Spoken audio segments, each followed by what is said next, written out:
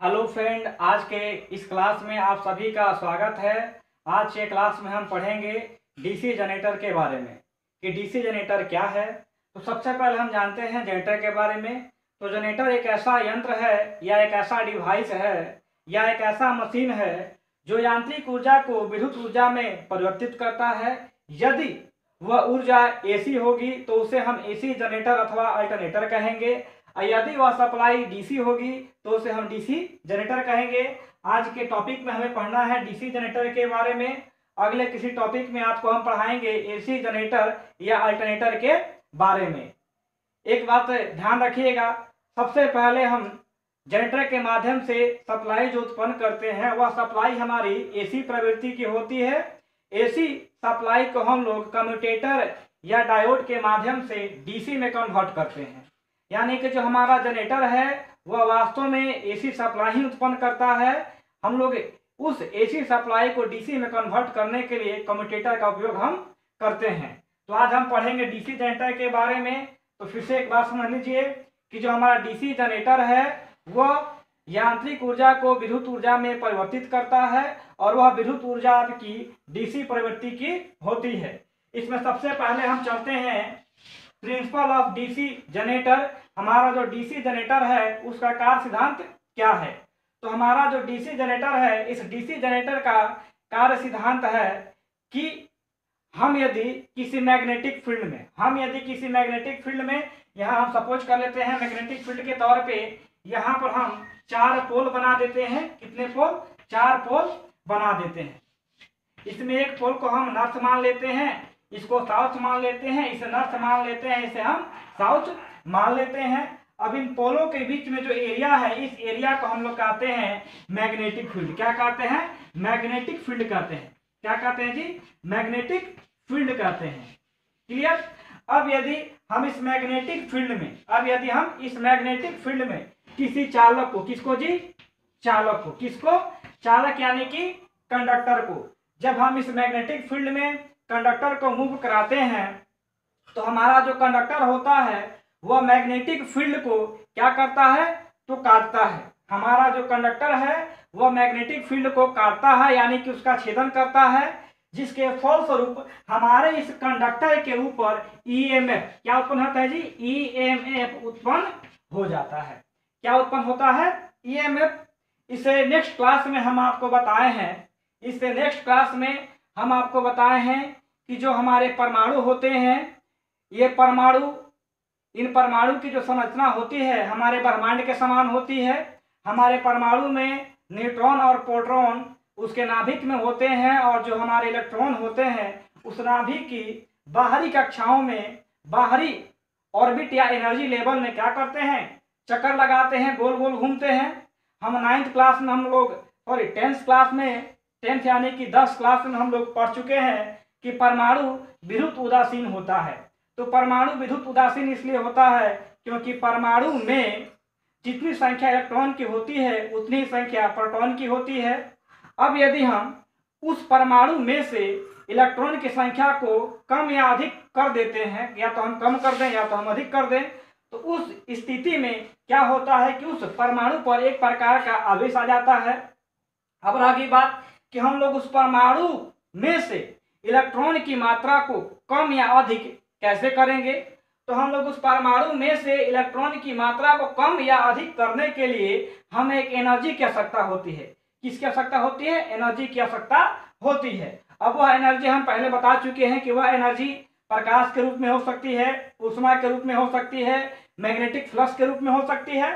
तो यहाँ पर हम लोग जो है कि हमारा जो कंडक्टर है, तो हम लोग कंडक्टर के अंदर जो हमारा इलेक्ट्रॉन है, तो हमारे कंडक्टर के अंदर के इलेक्ट्रॉन को गतिमान करने के लिए, गतिमान करने के लिए हम लोग क्या करते हैं? एक एनर्जी लगाते हैं, और वह एनर्जी किसके रूप में होती है? तो वह एनर्जी हमारे मैग्नेटिक फील्ड के रूप में होती है। तो हमारा डीसी जनरेटर का कार्य सिद्धांत क्या है? तो हम लोग किसी मैग्नेटिक फील्ड में किसी कंडक्टर को मूव कराते हैं, तो हमारा कंडक्टर जो है उस मैग्नेटिक फील्ड का क्या करता है? छेदन करता है, यानी कि काटता है, और जिसके फलस्वरूप हमारे कंडक्टर के ऊपर क्या उत्पन्न होता है? ईएमएफ उत्पन्न हो जाता है। यहां तक बात समझ में आ गई सब किसी को? कोई दिक्कत? अब देखिए, अब एग्जाम में क्वेश्चन देता है कि हमारा जो डीसी जनरेटर है वह किस सिद्धांत पे कार्य करता है। हमारा डीसी जनरेटर जो है वह किस सिद्धांत पे कार्य करता है। तो हमारा जो डीसी जनरेटर है यह फैराडे के विद्युत चुंबकीय सिद्धांत पे कार्य करता है। हमारा डीसी जनरेटर फैराडे के विद्युत चुंबकीय सिद्धांत पे कार्य करता है। अब बात आ जाती है कि फैराडे का विद्युत चुंबकीय सिद्धांत क्या है। तो अभी हमने आपको बताया है कि जब कोई कंडक्टर मैग्नेटिक फील्ड का भेदन करता है तो उसके फलस्वरूप उस कंडक्टर के ऊपर ईएमएफ उत्पन्न हो जाती है। अब हम चलते हैं कि fundamental requirement of DC generator, एक डीसी जनरेटर की मौलिक आवश्यकताएं क्या क्या होती हैं। तो एक डीसी जनरेटर की मौलिक आवश्यकताएं एक नंबर में तो हो जाएगा हमारा क्या चीज, मैग्नेटिक फील्ड। क्या हो जाएगा, मैग्नेटिक फील्ड। 2 नंबर में जो हमारा होता है मौलिक आवश्यकता वो है कंडक्टर। तो कंडक्टर को हम लोग डीसी जनरेटर में क्या करते हैं, आर्मेचर के रूप में जानते हैं। जो हमारा 3 नंबर होता है यह मेरा है कम्यूटेटर। क्या है, कम्यूटेटर, कम्यूटेटर एंड ब्रश। तो कम्यूटेटर एंड जो ब्रश होता है, यह कम्यूटेटर और ब्रश क्या करता है, आर्मेचर के ऊपर जो ईएमएफ उत्पन्न होता है, इस आर्मेचर के ऊपर जो हमारी एनर्जी उत्पन्न होती है उस एनर्जी को क्या करता है, यह उस एनर्जी की वह लेता है और लेकर क्या करता है, बाहर देता है। तो जो हमारा कम्यूटेटर है यह इसके ऊपर जो ईएमएफ उत्पन्न होता है उस ईएमएफ को यह किसमें कन्वर्ट करता है, डीसी में। क्योंकि किसी भी जनरेटर में सप्लाई उत्पन्न होगी तो वह सप्लाई हमारी किस प्रवृत्ति की होगी, तो वह सप्लाई हमारी एसी प्रवृत्ति की होगी। और उस एसी प्रवृत्ति को सप्लाई को डीसी में कन्वर्ट करने के लिए हम लोग कम्यूटेटर का उपयोग करते हैं। और कम्यूटेटर से वह जो सप्लाई होती है उसे हमारा ब्रश लेकर क्या करता है, बाहर दे देता है। जो हमारा 4 नंबर में है इसे हम लोग कहते हैं क्या चीज, मैकेनिकल एनर्जी। तो हमारा जो जनरेटर हो गया, इस जनरेटर की मौलिक आवश्यकताएं हमारी 4 होती हैं। 1 नंबर में दिया गया है मैग्नेटिक फील्ड, 2 नंबर में दिया गया है आर्मेचर यानी कि कंडक्टर, 3 नंबर में दिया गया है कम्यूटेटर एंड ब्रश, और हमारा जो 4 नंबर में दिया गया है वह है मैकेनिकल एनर्जी। यानी कि हमारे डीसी जनरेटर की 4 मौलिक आवश्यकताएं हैं। या जब 4 मौलिक आवश्यकताएं अवेलेबल होंगी तो ऑटोमेटिक क्या होगा, जनरेटर वहां पर बन जाएगा और हम सप्लाई क्या कर सकते हैं, सप्लाई हम लोग उत्पन्न कर सकते हैं। अब इसके बाद हम लोग आगे चलते हैं। आगे क्लास में हमको पढ़ना है किसके बारे में, तो part of DC generator. Part of DC generator किसके बारे में पढ़ना, हमें पार्ट ऑफ डीसी जनरेटर के बारे में पढ़ना है। एक डीसी जनरेटर के कितने पार्ट होते हैं और किस पार्ट का क्या कार्य होता है। तो 1 नंबर में हम चलते हैं पार्ट ऑफ डीसी जनरेटर। किसके बारे में, पार्ट ऑफ डीसी जनरेटर में। तो पार्ट ऑफ डीसी जनरेटर में जो पहला पार्ट होता है डीसी जनरेटर का, उसे हम लोग कहते हैं बॉडी। क्या कहते हैं, बॉडी कहते हैं, बॉडी या योक। क्या कहते हैं, बॉडी या योक कहते हैं, बॉडी या योक कहते हैं। अब बात आ जाती है कि डीसी जनरेटर में बॉडी या योक किसे कहते हैं।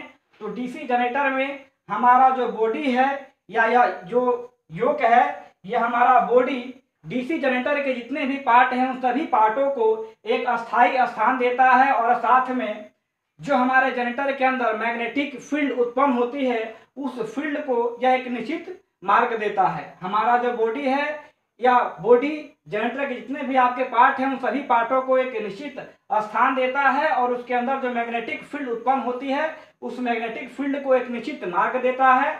हमारा यह जो बॉडी है यह, अब हम बात करेंगे डीसी जनरेटर के पार्ट के बारे में। तो जो डीसी जनरेटर के पार्ट हैं उनमें जो 1 नंबर में आता है, जो पहले स्थान में आता है डीसी जनरेटर के पार्ट में, उसे हम लोग कहते हैं बॉडी या योक। यह जो बॉडी या योक है यह किसका बना होता है और इसका कार्य क्या है।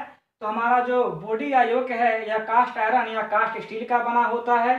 छोटी मशीनों में हम लोग कास्ट आयरन यूज करते हैं और बड़ी मशीनों में हम लोग कास्ट स्टील यूज करते हैं। इस बॉडी का कार्य क्या है, तो बॉडी का कार्य होता है जनरेटर के जितने भी पार्ट हैं उन सभी पार्ट्सों को एक निश्चित स्थान देना और साथ में बॉडी के अंदर जो हमारा फील्ड होता है उस फील्ड के माध्यम से जो मैग्नेटिक फ्लक्स उत्पन्न होती है हमारे जनरेटर के अंदर, उसे एक निश्चित क्या करना, उसे एक निश्चित मार्ग देना। जो हमारा ये बॉडी है यह बॉडी 2 कार्य करता है। जो हमारे जनरेटर के जितने पार्ट हैं सभी पार्टों को एक निश्चित स्थान देता है और साथ में उस जनरेटर के अंदर जो मैग्नेटिक फ्लक्स उत्पन्न किया जाता है या जो उत्पन्न होता है उसे एक निश्चित यह मार्ग देता है।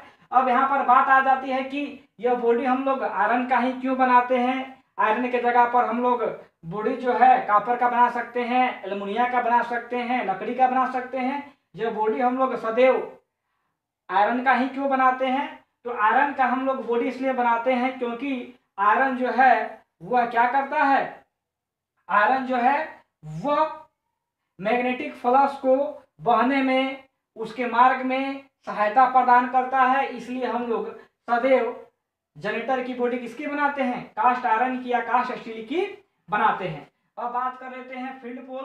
तो जो हमारा फील्ड पोल है यह दो प्रकार का होता है। एक नंबर जो हमारा दिया गया है लेमिनेटेड पोल विथ शू, इसका उपयोग हम लोग बड़ी मशीनों में करते हैं। और जो 2 नंबर में दिया गया उसे कहते हैं मोल्डेड पोल। मोल्डेड जो पोल होता है छोटी मशीनों में यूज करते हैं। अब बात कर लेते हैं कि फील्ड पोल बनता कैसे है। तो हमारा जो फील्ड पोल है यह सिल्कन स्टील की पत्तियों को स्टेपिंग करके बनाया जाता है। और इस जब हम लोग सिल्कन स्टील की पत्ती को स्टेपिंग कर देते हैं तो करने के बाद एक आकार मिल जाता है और उस आकार के ऊपर हम लोग कॉपर या एल्युमिनियम के वायर को क्या करते हैं, लपेट देते हैं। हम लोग क्या करते हैं, तो सबसे पहले हम लोग सिल्कन स्टील की पत्ती को लेते हैं और उस पत्ती को हम लोग क्या करते हैं, आपस में रैबिट करके जोड़ देते हैं। और जोड़ने के बाद हम लोग उस पत्ती को क्या करते हैं, कॉपर अथवा एल्युमिनियम के वायर को हम लोग लपेट देते हैं। और लपेटने के बाद उस बने हुए डिवाइस पे हम लोग डीसी सप्लाई दे देते हैं और दे करके 1 घंटे के लिए अथवा 2 घंटे के लिए क्या करते हैं, छोड़ देते हैं। तो जब हम लोग उस पर डीसी सप्लाई देते हैं तो हमारे उस पोल में क्या होता है, चुंबकीय शक्ति उत्पन्न हो जाती है और उस पोल को हम लोग क्या करते हैं, जनरेटर के अंदर स्थापित कर देते हैं। 3 नंबर में आते हैं हम लोग आर्मेचर के बारे में। तो जो हमारा आर्मेचर है यह ड्रम आकार या बेलन के आकार का होता है। आर्मेचर का मुख्य कार्य होता है चुंबकीय फ्लक्स का भेदन करना। आर्मेचर का मुख्य कार्य क्या होता है, तो चुंबकीय फ्लक्स का भेदन करना। यह जो हमारा आर्मेचर होता है ड्रम आकार का होता है और सिल्कन स्टील की पत्तियों को स्टेपिंग करके या रेबिट करके बनाया जाता है। उस ड्रम के आकार पर क्या होते हैं, खांचे होते हैं और उन खांचों के ऊपर हम लोग क्या करते हैं, कॉपर तार की वाइंडिंग करते हैं। और वाइंडिंग करने के बाद उसे हम लोग क्या करते हैं, एक आर्मेचर का रूप दे देते हैं। हमारा जो आर्मेचर होता है उस आर्मेचर पर 3 प्रकार के खांचे होते हैं। वो खांचे आपके होते हैं ओपन, 2 नंबर में हो जाएगा क्लोज और 3 नंबर में हो जाएगा आपका सेमी क्लोज। आगे के पार्ट के बारे में आप सभी को अगले क्लास में पढ़ाया जाएगा। आज के लिए इतना ही।